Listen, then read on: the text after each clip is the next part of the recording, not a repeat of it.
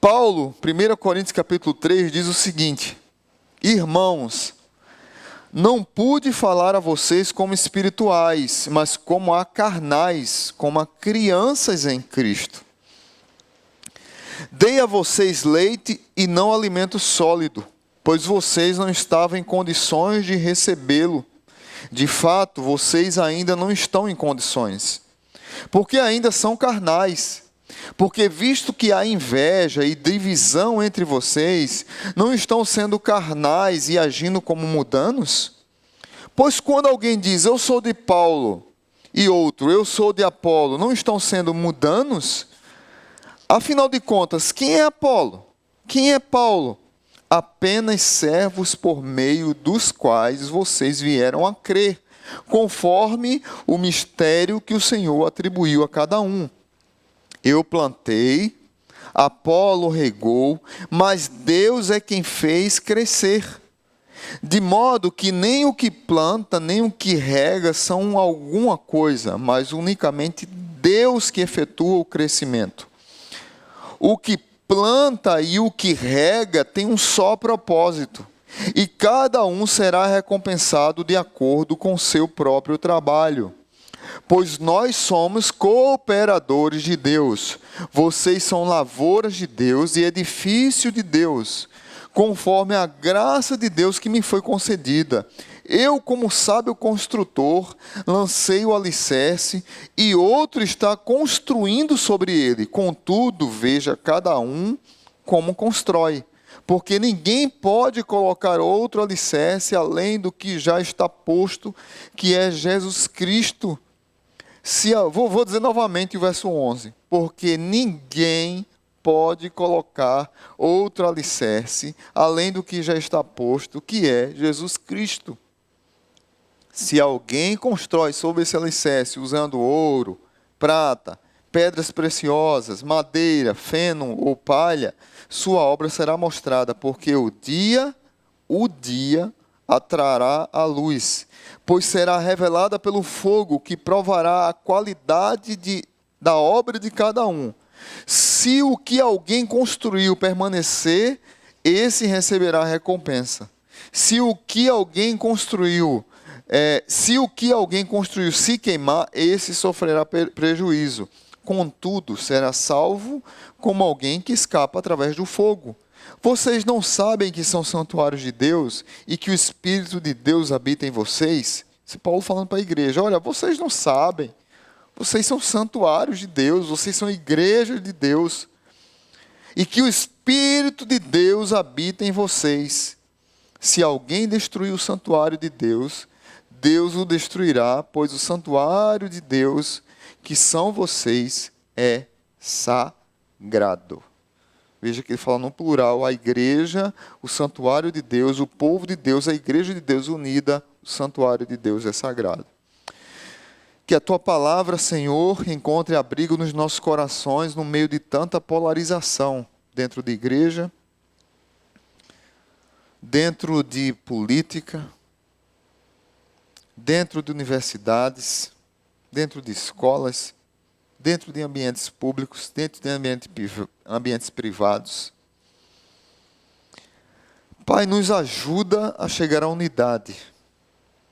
O apóstolo Paulo teve que receber uma carta de uma situação que estava acontecendo, se nós lermos 1 Coríntios toda, de várias situações que estavam acontecendo na igreja de Coríntios. E ele tem que escrever uma carta para tratar de cada situação específica. E como isso vale para nossa família e igreja até hoje. Então a minha oração, Pai, que o Senhor fale ao coração do teu povo e que pelo menos na igreja Batista Zona Sul, a minha oração é que o Senhor mantenha. Eu ainda vejo que aqui ainda existe unidade. Por mais que haja pensamentos diferentes, políticos, espirituais, teológicos, mas a unidade, a minha oração é que o Senhor mantenha isso na nossa igreja. E é esse o motivo que nós vamos começar a próxima semana uma série de alinhamento da igreja. E a nossa oração, ó Pai, é que o Teu Espírito nos dirija hoje, domingo que vem, o outro, todos os dias de nossa vida. No nome de Jesus. Amém. A igreja, queridos, é o povo chamado do mundo para ser propriedade exclusiva de Deus. A igreja é o povo separado do pecado para viver em santidade, é tirado das trevas para viver na luz. A igreja é o templo e a habitação de Deus. Parece que nós estamos perdendo a sensibilidade do que é ser igreja. A igreja é a noiva do Cordeiro, é a noiva de Jesus, é a coluna, é a baluarte da verdade. A igreja de Deus, ela transcende o tempo, transcende denominação, cultura, fronteira geográfica. Você faz parte da igreja de Jesus aqui no Chile, na Arábia, no Oriente Médio, na Coreia do Norte, na Coreia do Sul. Se você se encontra os crentes, cada um do seu jeito, cada um do seu estilo, mas é a igreja de Jesus. Um dos momentos mais lindos que eu tive na minha vida foi quando eu fui para a Tailândia, para uma conferência, e tinha 6.000 pessoas, quase 3.000 eram indianos, porque está havendo muita conversão na Índia. E o organizador do evento era um indiano que mora nos Estados Unidos, é professor do seminário de Dallas, nos Estados Unidos, e ele olhou para países e para pastores jovens e pegou essa turma, juntou e convidou. Eu fui para a Índia, a única coisa que eu paguei foi uma oferta da inscrição, mas tudo pago por eles. Conseguiu recursos com gente dos países mais ricos para investir em países mais pobres. Quase 3.000 pastores que estavam lá eram indianos. Eu conheci princesas da África, estava no meu grupo de estudo. A mulher falava 8 idiomas, quase 2 metros de altura. Mas na tribo dela, na África, ela era uma princesa. E se vestia como uma princesa mesmo. E eu morto de vergonha, como é que eu faço agora para falar com essa mulher? Meu Deus, eu não sei falar inglês. A crise, eu já estava lá escalado para a mesa que você tinha que ficar, e eu tinha que ficar naquela mesa. Aí ela disse, não, você fala francês? Aí eu não falo nem português direito, quanto mais francês. Porque a língua principal dela era francês. Ela disse, não tem problema não, eu falo português, pastor, fique tranquilo. Aí ela falou português comigo, estou em casa. Sensação de fazer parte da igreja. 6.000 pessoas, o louvor era em inglês, mas a gente parece que entendia tudo. Claro que tinha tradução simultânea, no caso para quem não falava. O que eu quero dizer é que marcou muito minha vida, porque eu vi ali a igreja do Senhor reunida. Reunida como um grande povo, um grande coral, cantando, adorando ao Senhor dos Senhores, ao Deus da glória. A igreja, ela é visível, ela é composta de pessoas convertidas e convertidas a Cristo, mas não a ideologias. Mas é interessante que a própria palavra de Deus fala que há joio no meio do trigo. Que há pessoas que fazem parte da igreja que não foram lavados pelo sangue do Cordeiro. E isso é o que tem me causado mais dor no coração. E esse texto aqui, ele fala de muitas coisas. Na verdade, o tema principal desse texto aqui é divisão na igreja. É o racha que estava tendo na igreja de Coríntios. Eu brinco com o pastor Paulo e com os corintianos, que a igreja que mais deu trabalho ao apóstolo Paulo foi os corintianos. Mas tem 3 figuras que eu quero destacar aqui, baseado num pastor que eu gosto muito, Warren Wiersbe. Ele fala de três figuras que a gente pode olhar na igreja a partir desse texto. Primeiro, a igreja é uma família. A igreja é uma família.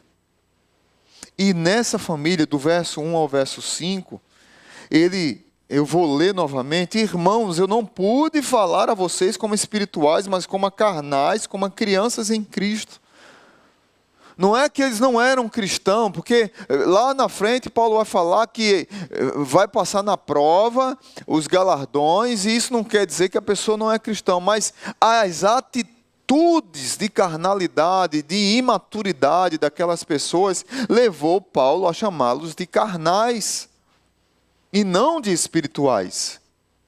Lá em Hebreus fala que nós, muitas vezes, quando deveríamos estar comendo uma comida mais sólida, comendo um feijão com farinha, com guisado, uma feijoada, uma rabada, a gente ainda está no leite espiritual, porque não quer crescer espiritualmente.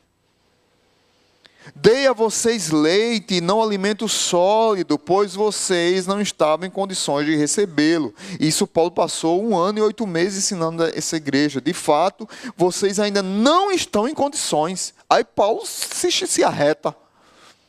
De fato, vocês ainda estão sem condições de comer comida sólida, por causa do que está acontecendo aí na igreja.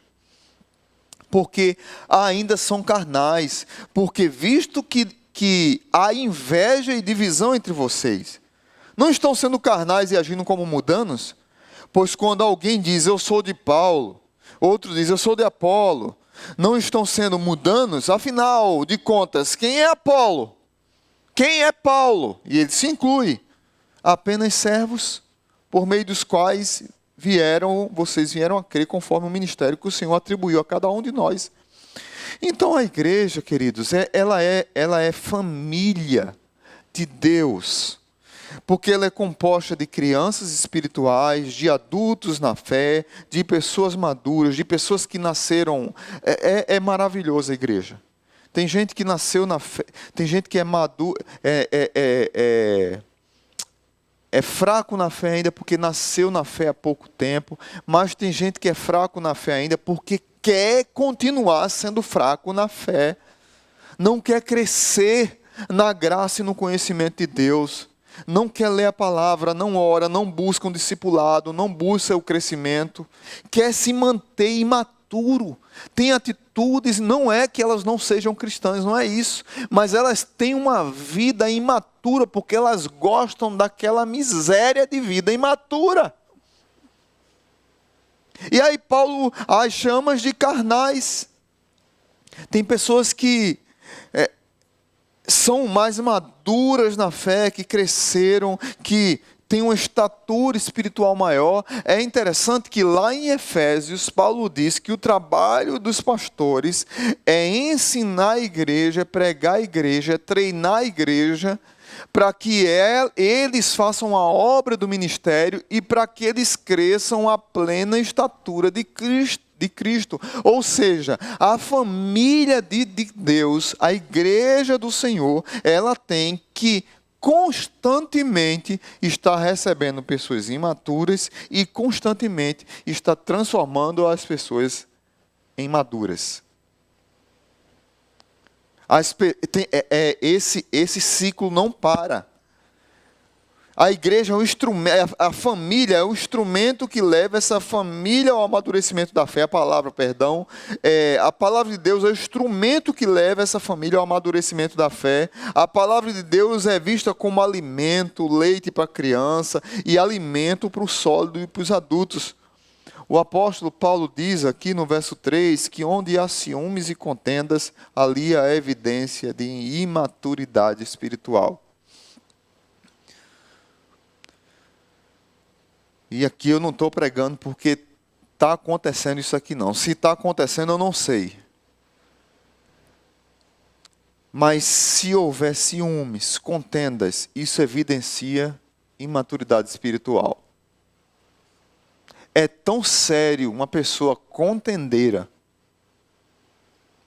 que Paulo, quando vai falar sobre a ceia do Senhor, lá em 1 Coríntios, aqui mesmo, 1 Coríntios, capítulo 11, que Paulo vai ensinar, instruir sobre a ceia do Senhor. Paulo diz que aqueles que causam divisões na igreja não deveriam celebrar a ceia. Não é aquele que cometeu um pecado. Paulo diz, examine-se o homem a si mesmo e não coma do pão e não beba do cálice. É isso que Paulo diz?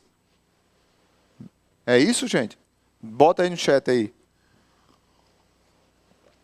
Paulo diz, examine-se o homem a si mesmo e não coma do pão e não beba do cálice. Não, não é isso que Paulo diz. Paulo diz, examine-se o homem a si mesmo e coma do pão e beba do cálice, porque todos nós somos pecadores. Agora, aqueles que causam divisões na igreja, esses não deveriam celebrar a ceia. Aqueles que causam racha na igreja, aqueles que fazem fofoca de um contra o outro, aqueles que levantam mentira um contra o outro, aqueles que jogam um irmão contra o outro, esses não deveriam celebrar a ceia. Onde há partidos e grupos, há sinais claros de meninice espiritual, verso 4. Onde há culto à personalidade, não existe maturidade e fé. Cuidado! As pessoas estão transferindo, estão tirando de Jesus a glória e colocando em pastores, em políticos, em escritores. Deus não divide a sua glória com ninguém.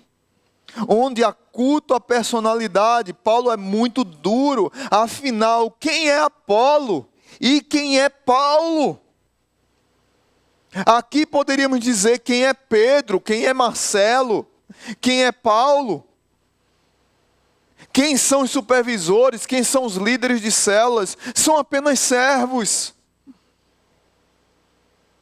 E se a gente for para a política, meu Deus do céu, aí dá cacete, né, entre os crentes.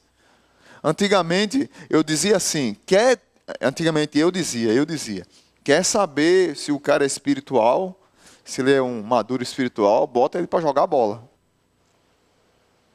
Primeiro toco que ele levar lá, a gente vê, ou primeiro pisada no dedo lá que ele levar, a gente vai ver se o irmão é irmão mesmo. Tem um irmão aqui na igreja que no meio da gente ele é chamado de X. E quando ele está jogando ele é chamado de Y. Não sei porquê. Falou de futebol, muda o nome dele. Aí eu dizia, mas agora mudou. Eu tenho que mudar. Agora é política e redes sociais. Qualquer dia aqui eu vou printar conversas de redes sociais. E eu não estou falando aqui da igreja, não estou falando de vocês não, viu? Eu estou falando de crentes famosos, assim, só site.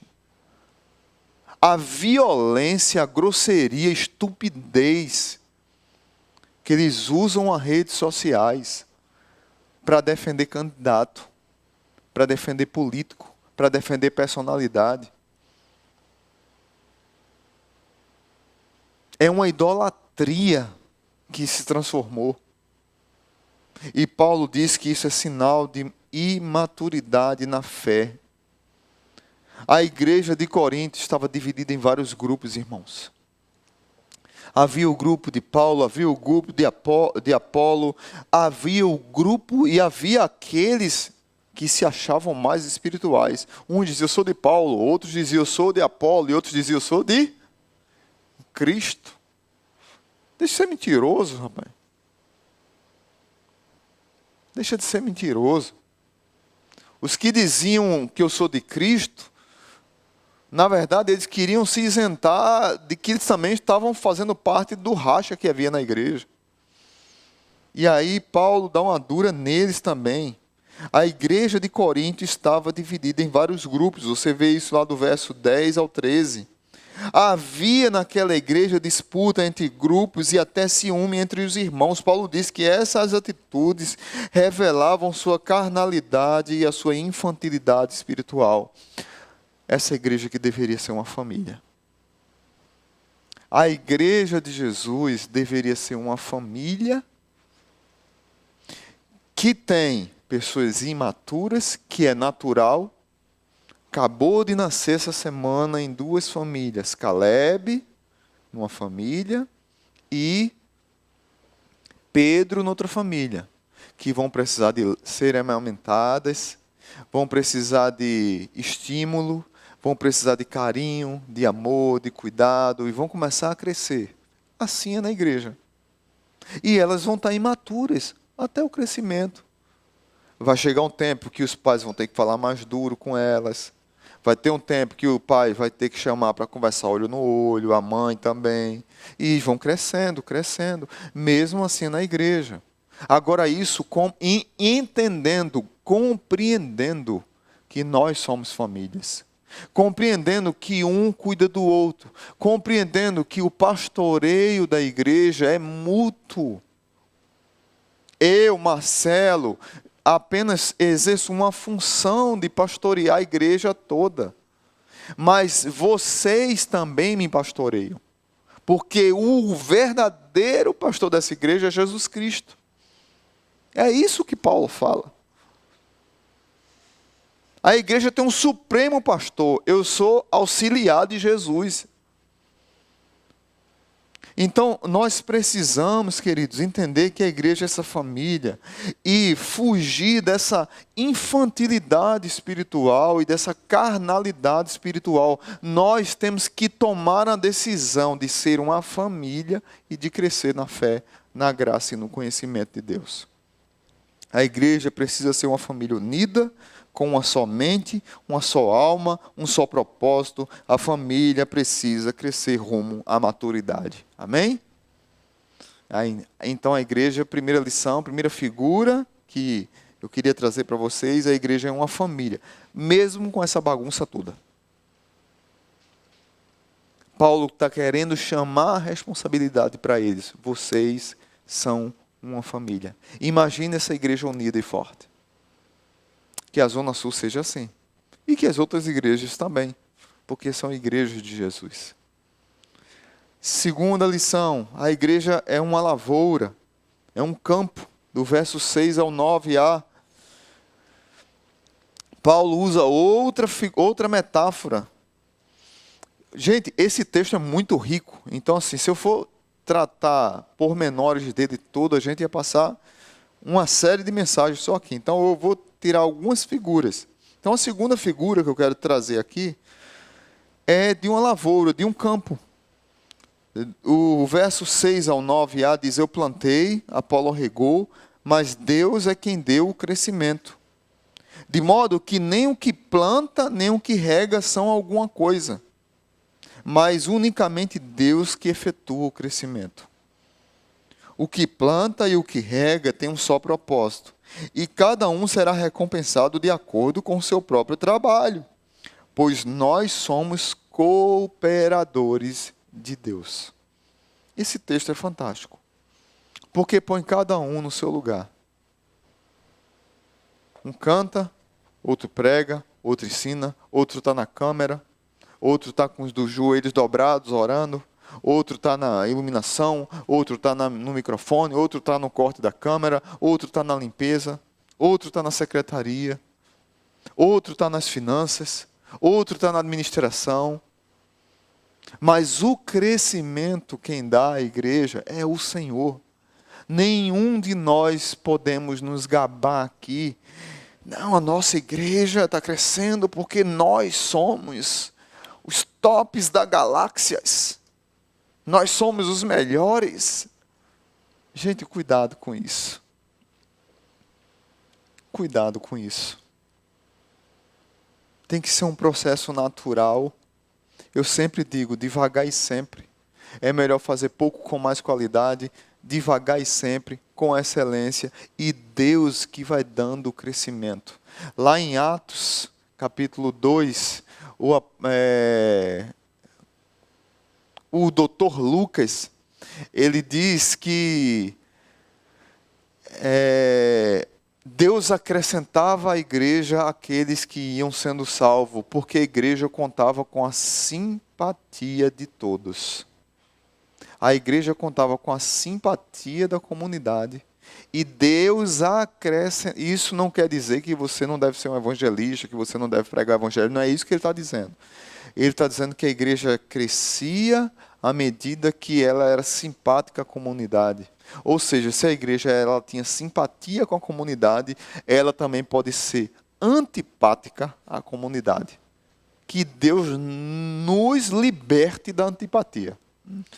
Que a Zona Sul não seja uma igreja antipática, mas sim simpática à comunidade. E que a comunidade possa enxergar em nós o verdadeiro amor, verdadeiro zelo, compaixão, cuidado com as pessoas, amor às pessoas. E o acolhimento dessas pessoas no processo de restauração, de formação e de crescimento. Paulo passa da metáfora da família para a figura do campo, da lavoura. A igreja é a lavoura de Deus, o campo, a semeadura de Deus. O alvo da lavoura é quantidade. O alvo da família, primeiro que eu falei, é maturidade. O alvo da lavoura agora é quantidade. Nós precisamos fugir da número. O pastor Hernandes Dias Lopes tem um livro que ele vai falar sobre numerolatria e numerofobia. Nós precisamos fugir dos dois extremos. Tem igrejas que dizem assim: não, o importante na minha igreja é qualidade, então eu não estou preocupado. Eu estudei em seminário assim, viu? Então eu estudei em seminário ultra, mega, power, super, pop, galáctico, radical, religioso, sem frutos nenhum. Eu estudei em seminário assim. Muito bom de Bíblia e muito ruim de gente. Muito bom de ensinar a Bíblia. Muito bom de a gente aprender a Bíblia. Mas muito ruim de cuidar de pessoas. Muito ruim de pregar o Evangelho. E o discurso era esse. O importante, nossa, é a qualidade. Eu não estou preocupado com o crescimento. Mentira. Deus quer que a igreja cresça. E aí o Hernandes Dias Lopes diz: cuidado com a numerofobia. É medo dos números. Medo que a igreja desenvolva. Medo que a igreja cresça. Mas, por outro lado, a gente tem cuidado com a numerolatria. É a idolatria pelos números. Querer que a igreja cresça só por crescer. Só para dizer: a minha igreja tem tantos membros, nós temos tantos membros, nós temos tantas congregações, e a igreja está crescendo demais. E começamos a nos exaltar com os números e tratamos as pessoas apenas como números. Pessoas não são números, pessoas são pessoas. Aqui na igreja, as pessoas são contadas como pessoas, seres humanos. Pessoas amadas por Jesus. A gente só conta número, se preocupa com número, até falei esses dias agora com os líderes, só quando tem assembleia, porque tem que ter quórum, e aí é número, e aí é a letra da lei, não tem como a gente fugir disso.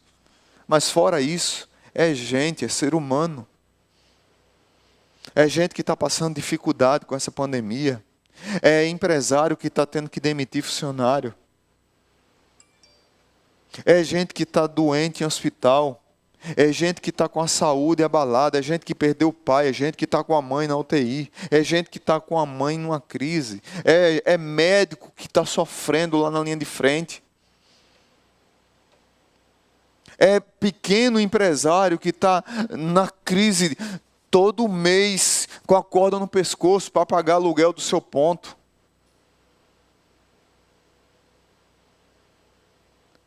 São pessoas, irmãos, que fazem parte da igreja, da comunidade.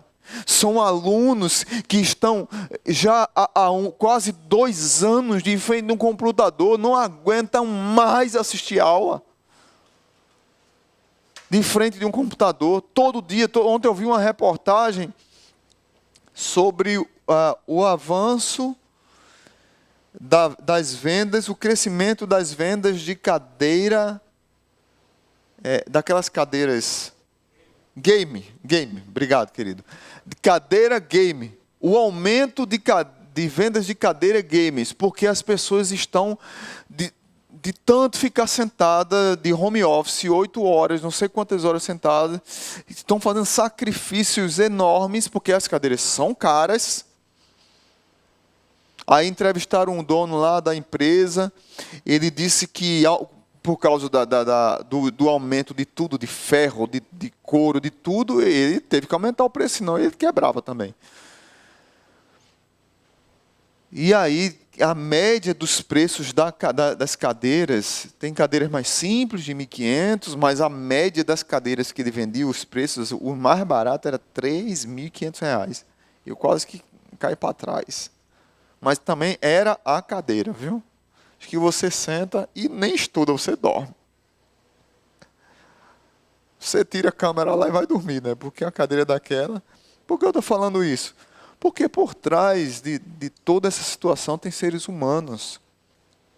Então, precisa ter o cuidado.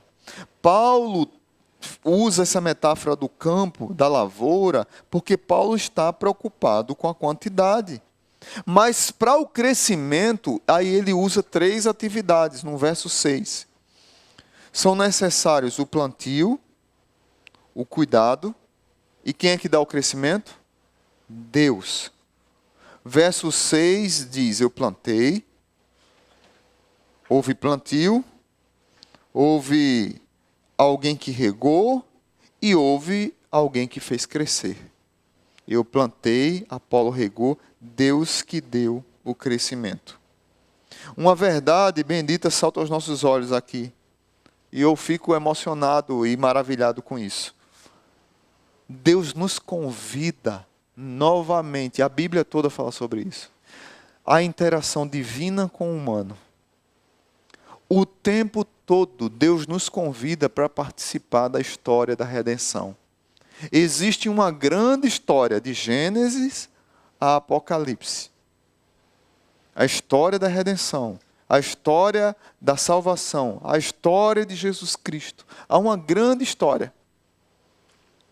Como eu falei aqui na série de mensagens, a história de Ruth não era sobre Ruth, era sobre Deus.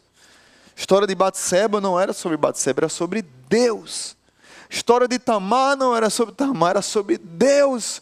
Porque ia chegar na genealogia de Jesus, no nosso Salvador. E aqui Paulo está falando justamente dessa interação. Eu plantei, Apolo regou e Deus fez o crescimento. A ação humana e a ação divina. Paulo planta, Apolo rega e Deus dá o crescimento. Não há crescimento de uma lavoura que não foi plantada. Não basta plantar, tem que regar. Ser humano, igreja, precisa ser plantada. Crescimento espiritual dos crentes tem que ser plantado, tem que ser regado. Por isso que eu não acredito no processo de discipulado, aquele processo, você se converte, aí faz 3 meses de discipulado, aí se batiza e depois tchau. Eu não acredito nisso. Para mim, discipulado é vida na vida, a vida toda. Por isso que eu defendo a tese dos mandamentos recíprocos. Cuidar uns dos outros, encorajar uns aos outros, amar uns aos outros, confrontar uns aos outros, orar uns pelos outros, cuidar uns dos outros. O pastoreio na igreja é mútuo, é constante, é diário, é o tempo todo. Esse trabalho humano, ele é vital, esse trabalho nosso em conjunto é vital para produzir o crescimento da igreja, para produzir o plantio e o regar da igreja, mas esse crescimento quem vai dar é Deus. Só Ele pode acrescentar não salvos à igreja. Por mais que a gente pregue, por mais que a gente faça milhões de coisas, eu tenho uma igreja no Rio de Janeiro que fez um absurdo, gastou milhões de reais para ungir o Rio de Janeiro com óleo. E aí subiram de helicóptero e começaram a dar banho no Rio de Janeiro de óleo e depois soltar panfleto evangelístico. Devia ser preso o pastor que fez isso, porque sujou a cidade de óleo e de papel. Dizer que isso é evangelismo? Pelo amor de Deus, gente. E pelo amor de Deus. Isso é meninice espiritual de crente que não tem o que fazer. Fora o dinheiro gasto para isso.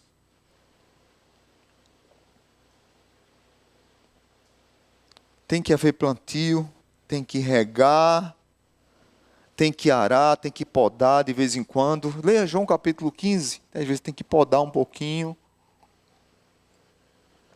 Mas Deus é que dá o crescimento. Que nós, como Igreja Batista Zona Sul, possamos entender que, primeiro, nós somos uma família que precisa chegar à maturidade.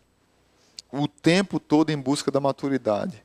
Que nós, como Igreja Batista Zona Sul, precisamos entender que nós somos uma lavoura, um campo, que estamos juntos com Deus no trabalho de processo de redenção. Nós plantamos, nós regamos, mas Deus é quem dá o crescimento. Quantidade. Maturidade, família leva a maturidade. Lavoura, campo leva a quantidade. A Igreja de Jesus, ela vai crescendo.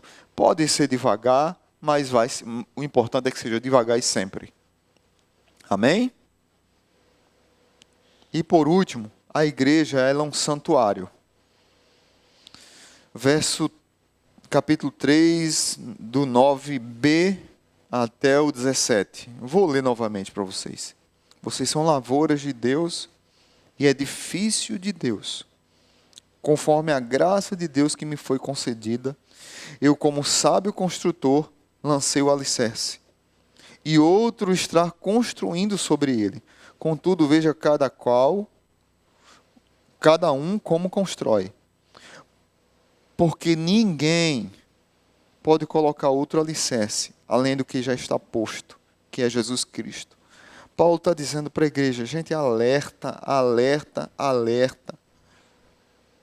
E foi-me concedida a graça de ser o construtor, e eu lancei o alicerce, eu preguei para vocês, Coríntios, Jesus Cristo.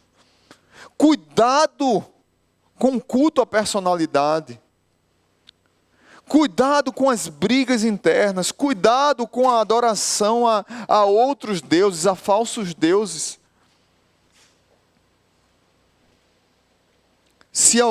Tem crente que se... Gente, é sério, isso é muito sério, gente. Tem crente que se gaba na internet por causa de signos. Eu sou de tal signo, por isso que eu sou assim.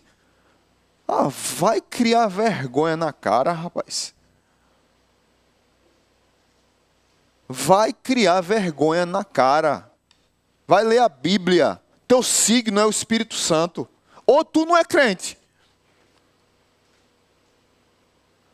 Mas não venha dizer para mim, não, o meu signo é tal, por isso que eu ajo desse jeito, porque tudo sugestionado. A pessoa lê o signo de manhã, Áries hoje vai ser assim, porque está assim, e vai passar não sei o quê, e tal menina vai passar escorpiana, vai passar não sei quem de tal signo, e vai cruzar, e você vai respirar fundo, e vai ser o seu love.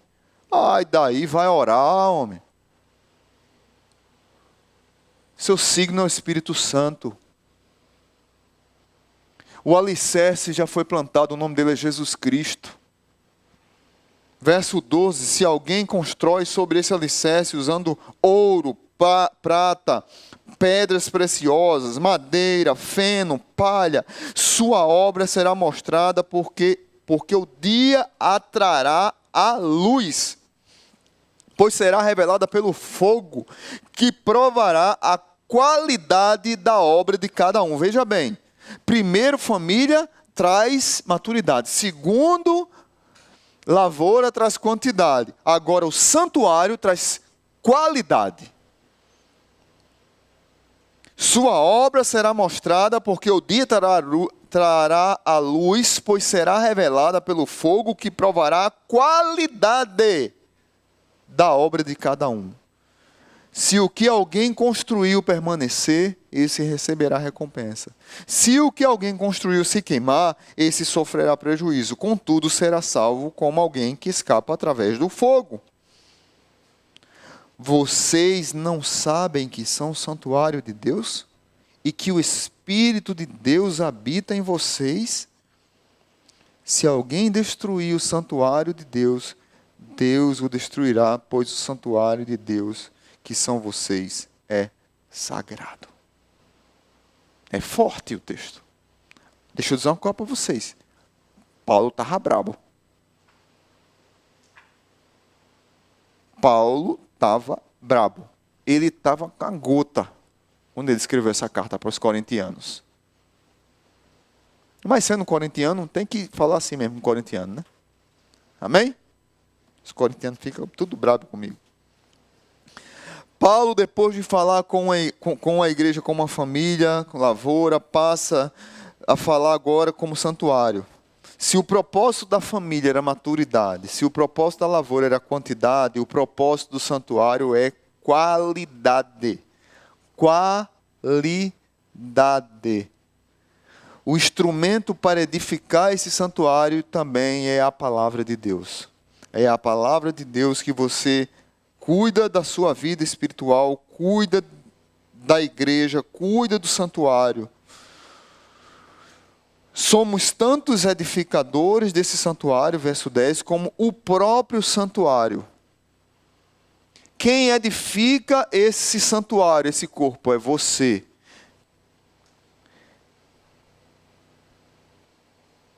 Quem é esse santuário? É você.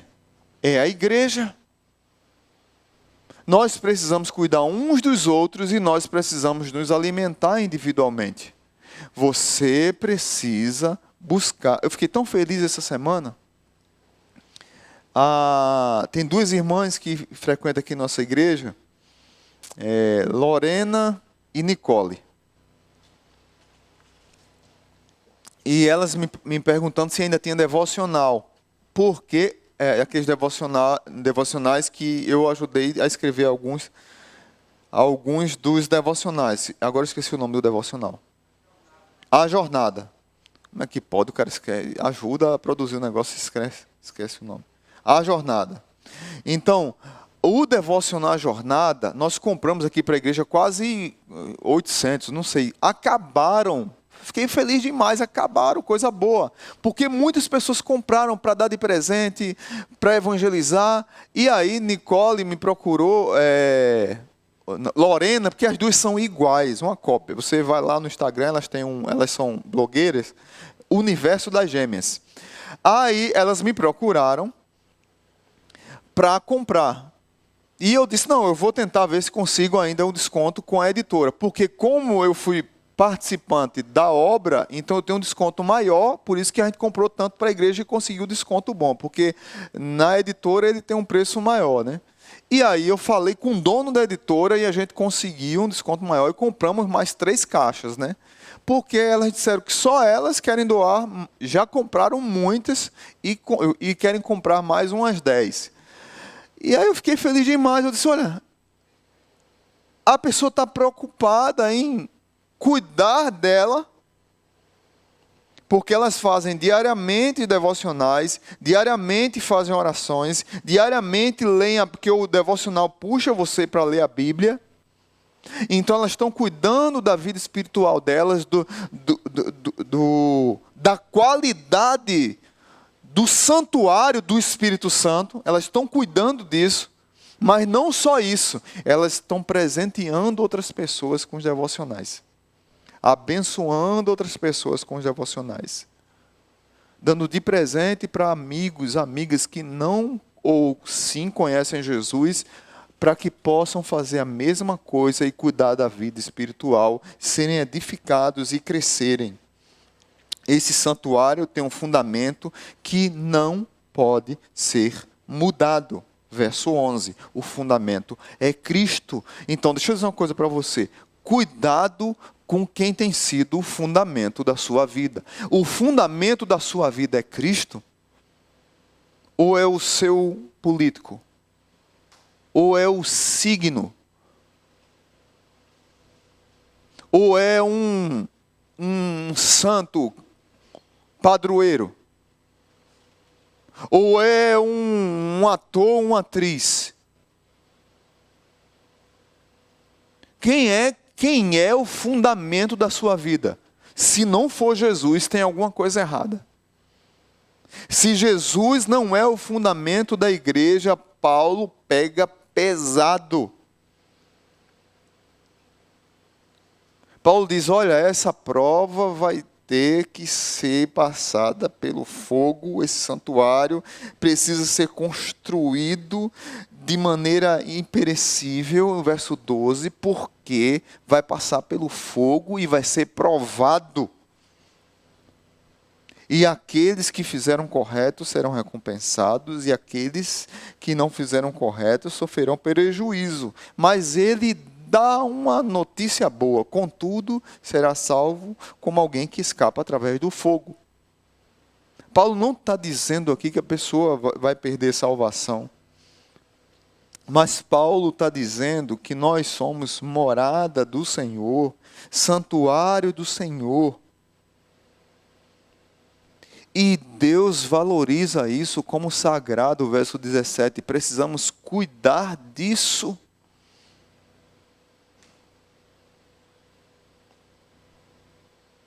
Vou entrar num outro assunto aqui antes de ir para o final. Eu não quero gerar polêmica, eu vou falar da minha pessoa. Questão de saúde. Meu corpo é templo de quê? O que é que o texto disse? Nós somos santuários, nosso corpo é templo do Espírito Santo. Nós temos que cuidar do corpo. Aí, eu vejo crentes defendendo a causa da obesidade. Veja bem, uma coisa é você discriminar um obeso, que chamam gordofobia. Eu já fui discriminado por ser obeso em vários lugares. Vários. Eu já cheguei a ter 150 quilos.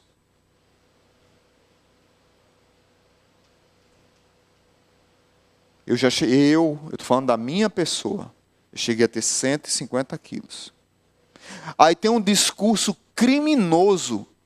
Quem diz isso é os endocrinologistas. Tem um discurso criminoso em se ame do jeito que você é. Claro que você tem que se amar do jeito que você é. Mas não venha dizer que obesidade não é doença. Obesidade é uma doença. A OMS, Organização Mundial de Saúde, põe a obesidade como doença. Então você precisa cuidar do seu corpo. Aí você pega um crente defendendo obesidade, como se tivesse tudo normal, e não está normal. Por causa de uma visão política, por causa de uma visão ideológica, porque o ídolo dessas pessoas é a ideologia, e não Jesus. Porque se tivesse preocupado com o corpo, com o templo do Espírito Santo,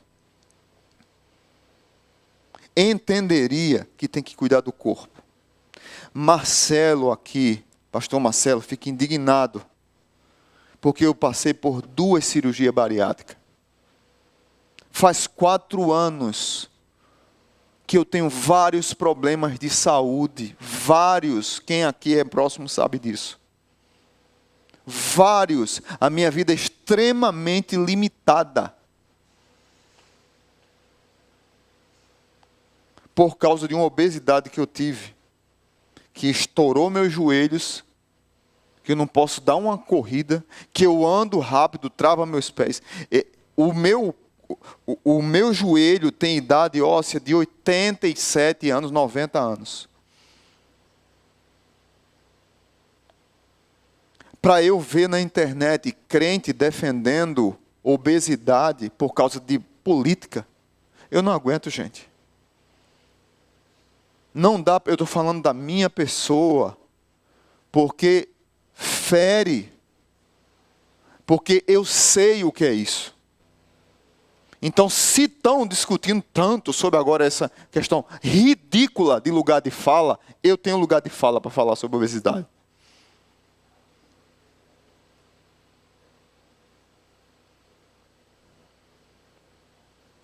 Nós precisamos voltar para a palavra e se submeter à palavra, como igreja de Jesus.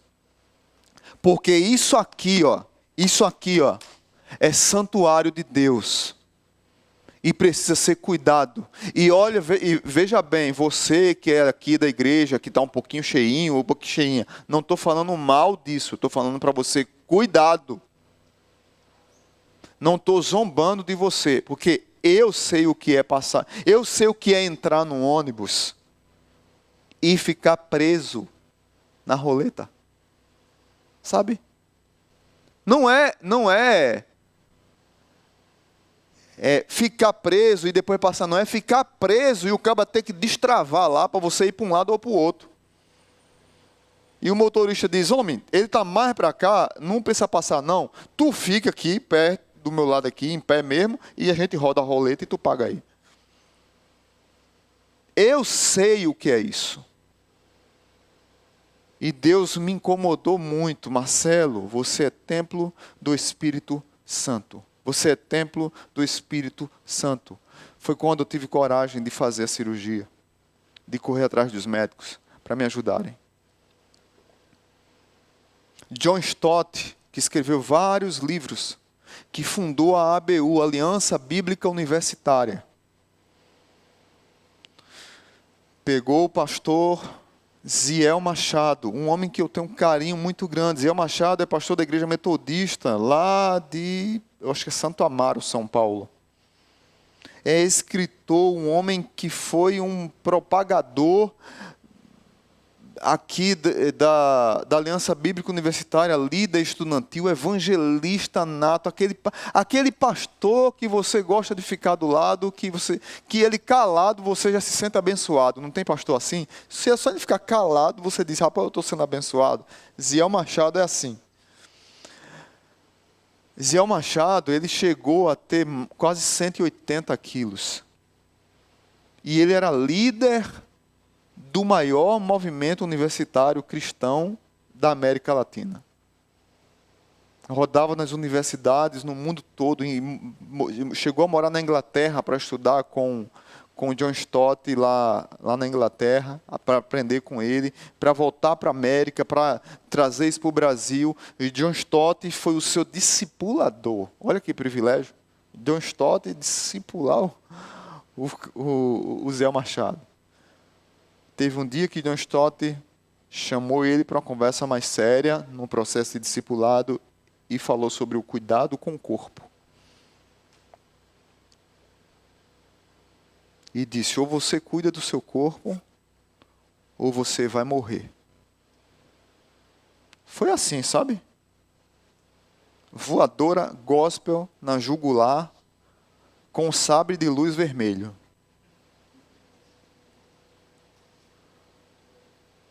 Ou você cuida do seu corpo, ou você vai morrer. Ele tinha quase 180 quilos, salvo engano. Naquele dia, Zé Machado disse, não, a minha vida é do Senhor, foi consagrada ao Senhor, eu vou mudar meus hábitos e eu vou fazer alguma coisa. Zé Machado hoje é corredor de maratona. Corredor de maratona. Se você vê fotos dele correndo maratona, a obesidade é uma doença tão terrível que ele corre maratona, ele tem, sei lá, talvez 80 quilos, mas as coxas dele é uma tora de coxa assim. Não você percebe que não é de um cara malhado, é de alguém que tem problemas. Se parar, ele vai engordar de novo. Então ele corre todo dia. Eu, particularmente, não posso correr porque meus joelhos não aguentam. Ele, graças a Deus, um milagre foi feito no joelho dele que ele corre. Eu digo, me passa um pouquinho desse milagre para o meu joelho, porque eu estava falando isso para a Érica aqui da igreja é corredora essa semana. Eu sou doido para correr, mas não aguento. Por que eu estou falando isso, gente? Porque as ideologias têm entrado nas igrejas porque os crentes não têm uma visão bíblica correta. E isso tem levado os crentes a não cuidarem do templo do Espírito Santo, não cuidarem da igreja, não cuidarem da sociedade da maneira correta. Então, para fechar, só relembrando, Paulo usa a igreja como uma figura de família que tem que crescer em maturidade. Paulo usa a igreja como uma figura de lavoura que tem que crescer em quantidade, primeiro maturidade, depois quantidade, e Paulo fala que nós somos santuários, templos do Espírito Santo, que precisamos cuidar da qualidade. Então a qualidade precisa estar na nossa agenda. E é a qualidade com o nosso corpo, com a nossa saúde espiritual, mas não só a saúde espiritual, mas a saúde física também. Então cuide da sua saúde, cuide da sua vida, sejamos maduros na fé, frutificando em toda boa obra, buscando fazer tudo com excelência para a glória de Deus. Curva a sua cabeça e vamos orar. Pai bendito, muito obrigado. Muito obrigado pelo teu cuidado sobre nós. Que o Senhor nos ajude com a tua palavra. Que o Senhor nos ajude com... que a tua palavra, ela nos confronte no espelho. Que ela seja espelho para olhar para nós e dizer assim, olha, você precisa mudar nisso aqui. Você precisa mudar nessa área. Que Deus abençoe a nossa vida como igreja. E que essa mensagem ela possa ganhar corações. Por mais dura que ela fosse, por mais duro que o texto que Paulo usou foi, por mais duro que eu tenha sido aqui, que as pessoas entendam que é por amor a elas. E é pelo ofício profético que Deus me deu, de ser pastor de almas, pastor de gente, pastor de ovelhas, mas também ser profeta, que confronta, com dureza muitas vezes, mas que quem está ouvindo sabe que eu amo. Porque é assim que a tua palavra faz comigo. Foi assim que John Stott fez com o pastor Ziel Machado.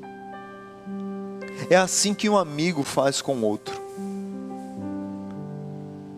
Que nós possamos orar ao Senhor humildemente e que os ídolos caiam por terra ao nosso redor. E que o fundamento, o alicerce verdadeiro, que é a tua palavra, que é Jesus Cristo, permaneça em nós. Que nós sejamos uma família unida, que cresce em maturidade.